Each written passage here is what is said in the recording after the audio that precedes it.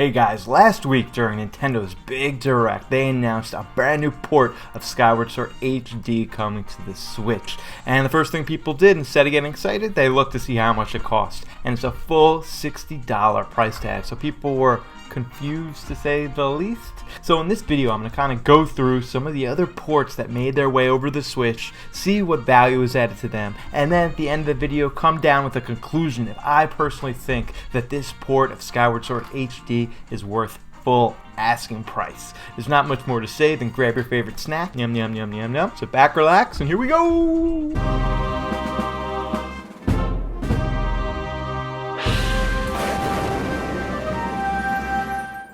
Guys, a few things before we begin. First, this video is for my subscribers, so I'll give you a second to hit that subscribe button.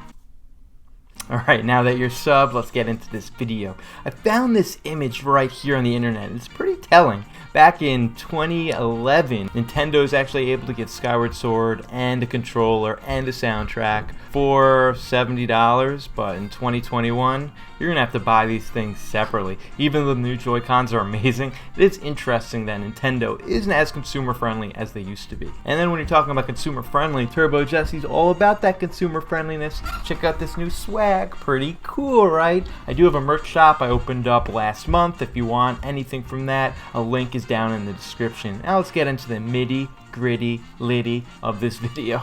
The biggest port of them all is really Zelda Breath of the Wild. Yeah, this game is a port. It was definitely designed for the Wii U and it was ported over to the Nintendo Switch. I don't think there's much to say except yes, this game was worth full value. Pretty crazy to think that if the Wii U performed much better, this game might not ever been on the Switch, but history is what it is, and so it made its way over the Switch. Another port is actually the best-selling game on the Nintendo Switch, and that's Mario Kart 8 Deluxe. Mario Kart 8 Deluxe is amazing, and some changes that made it deluxe are we got a brand new battle mode, all the DLC characters were included, and people just freaking love it. Nobody ever complained that this was a port for $60.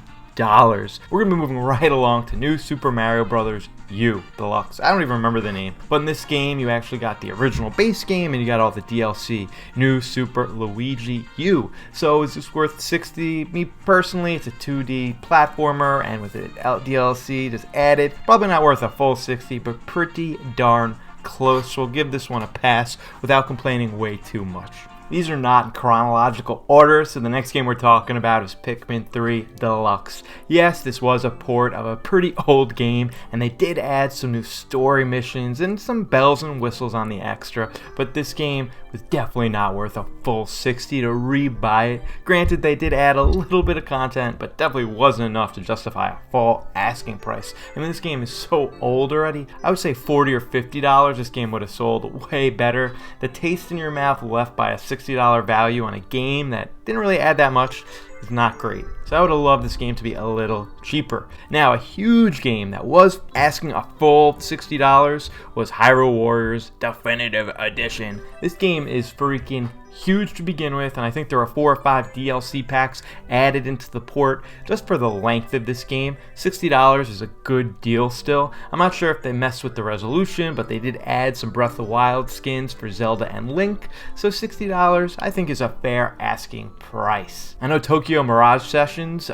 with Fire Emblem Encore was another port. I don't know much about this series, but I know it's a huge game, so I'm gonna not really be able to judge that much, but $60 for one of these RPGs that takes you like 50 hours to beat sounds pretty fair, but I'm gonna have to give myself like a pass in this one because I'm not a huge Tokyo Mirage Sessions fan to begin with. Donkey Kong Country Tropical Freeze. This is one of those games that really started the are these ports worth $60 discussion.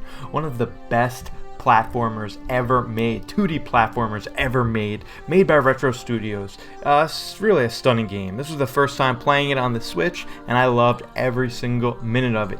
They didn't add that much except for an easy mode where Funky Kong is used as a surfboard, and some of the spikes don't affect him that much. For me personally, worth $60 just because this game was so freaking good, but I could understand why someone who already beat this game wouldn't really want to pay another $60 just to be able to play it handheld mode or on the Switch.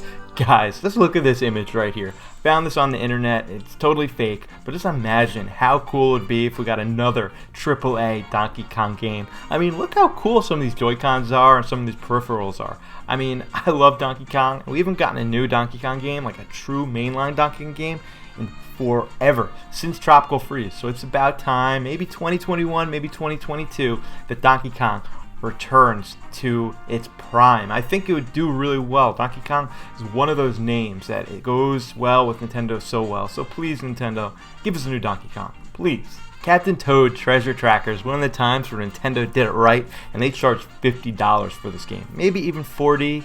But I think it was $50 for this game. And this game actually comes with like 150 different levels. There was DLC, a lot of gameplay, and it looks great. This was actually a spin-off from Super Mario 3D World. And I'm not sure why they like drew the line at Captain Toad. Maybe because they thought he's just a sidekick character that they couldn't possibly charge a full $60. But this is one time where Nintendo did it right. And it's amazing that Nintendo could just discount it $10 and people just love it. Just that little bit. It just shows a little bit more respect to the fans. Nintendo knows the fans are going to buy it, so give us a little bit of discount and we really do appreciate it. Pokken Tournament DX is another game I didn't play or buy, so I don't really know much to say. I know people love this game, so a full asking is a lot. And this game came out kind of near when the Switch was released, so it was kind of like dirty. People were looking for a Switch game at any cost, so they're like, alright, here's $60, just give it to me. I don't even think there was much added. And then another game that just came out is the Wonderful 101 Remastered. And this is a Platinum Studios game, and there was a little fishiness going on. It's like they asked for fans to back them so they could create the game in the first place. I don't think this was a full price. I think it was $40. This game actually does interest me, I just haven't played it yet, so I'm not going to be able to say. But it wasn't a full asking or a full $60 asking, so another pass. Alright, let's get down to some fun stuff. And a game that just came out last month, Super Mario 3D World plus Bowser's Fury. And this is a port done correctly. Not only were the visuals cleaned up a little bit, the speed of the game fixed a little bit, but there was a brand new adventure, a brand new DLC adventure tacked onto the main game. For me personally, I like to explore and take my time. So this Bowser's Fury adventure is going to take me 4 to 6 hours to beat. So considering you get a brand new little big story, what am I even saying here? A little big story added on to 3D World, which has like 100 levels to begin with. This is a great package for full asking price. So that was the good, the bad, and the downright ugly of all the ports that have come over to the Switch. Maybe I missed one or two. If I missed a game that was ported over, let me know in the comment section and be nice about it. I'm not a perfect person. I know people are waiting for Xenoblade Chronicles X to come over, and that might be the last like true port from the Wii U to the Switch, but we'll see if that happens. Now let's get into Skyward Sword HD and talk about if this game is worth full asking price at $60. I do need to point this out. This game was just revealed last week.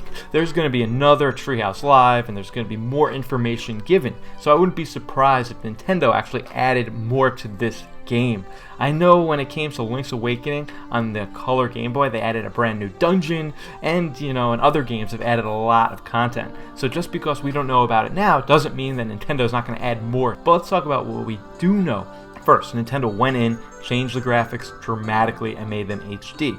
I know when you played the game, you remember a certain way in your head. But if you actually go onto the internet and look at what the game used to look like and look like what it looks like now, it is clear that work has been done to rejuvenate this game and make it look more modern. 2, they totally revamped the controls. So they had to go in and, everything you see motion controls, which I'm going to play it on.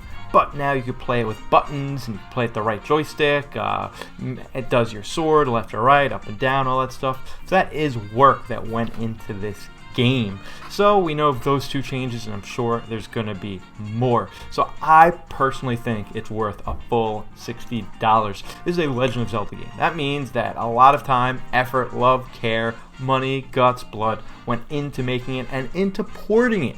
$60. Nintendo's not saying, hey, you need to buy this game. They're saying, hey, we're going to charge $60 and you're going to buy it. I mean, you know you're going to buy it unless you can't afford it or you want other games. And it's business. Nintendo is not holding a charity over here. And I know that's not right to say, but that's just true. And Nintendo fans love to complain about overcharging.